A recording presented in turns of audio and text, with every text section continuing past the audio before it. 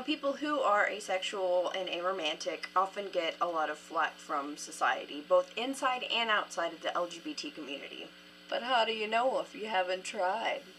And maybe you haven't had it from the right person. Are frequently suggested all around, and it's just as irritating to the asexual person that you say that to as it would be to a gay or straight person that you were to say that to. And most importantly, they are all wrong. There's no need to engage in any sort of particular act to validate your identity to other people.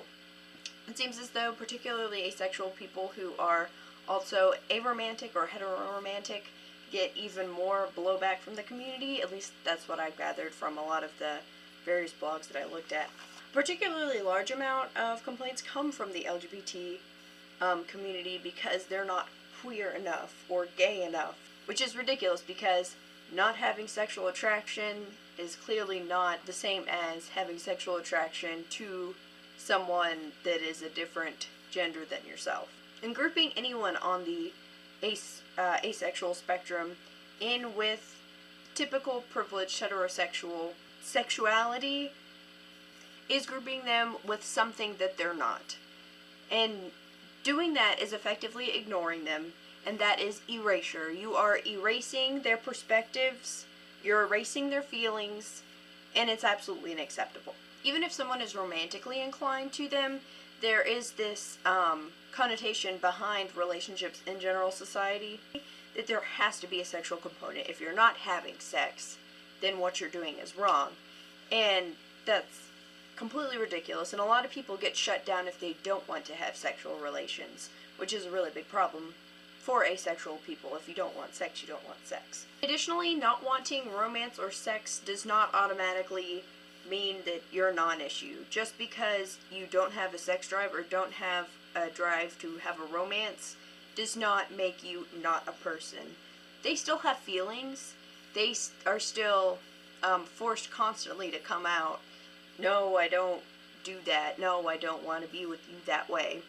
Just as anyone else who's anything basically other than heterosexual. And additionally, there's this idea, even stronger, coming from both the LGBT community and mainstream society that says that they are wrong or broken, which is completely wrong and completely unacceptable. Telling a person that they are somehow fundamentally broken, just because someone might not want romance specifically, does not mean that they don't have feelings. They are completely capable of having meaningful platonic relationships. They have just as many feelings and can express them just as well as any person of any other sexuality. The trope of the asexual aromantic robot is really ridiculous and really needs to stop. Another common misconception about asexuality is that it's not another real orientation, but rather something that the internet just made up. Just looking in the 1900s, in the 1940s when the Kinsey scale was created, they had the option of X, which means no sexual feelings, no sexual actions, etc.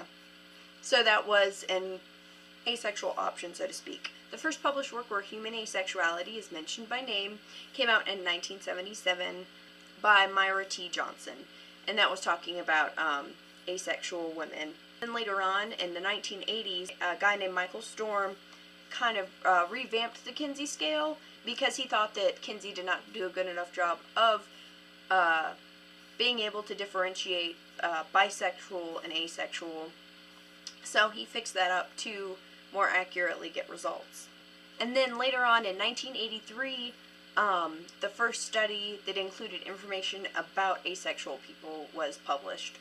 And that even is a very rudimentary history of asexuality. That doesn't even go to before there were really names for these identities and things like that. Asexuality just hasn't been discussed as loudly, as publicly, as other sexualities have been. Similar to why, generally speaking, gay people have more rights than trans people do, because transsexuality was something that was more hidden, even within the gay movement.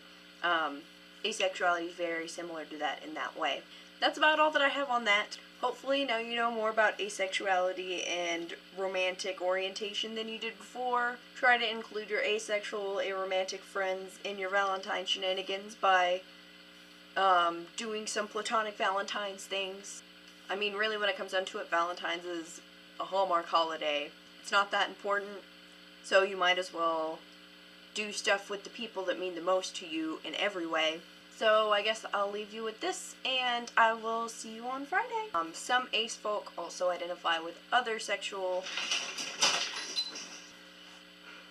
My roommate's cat managed to climb on top of the TV cabinet and knock off the candle holder. And now she's playing in a box.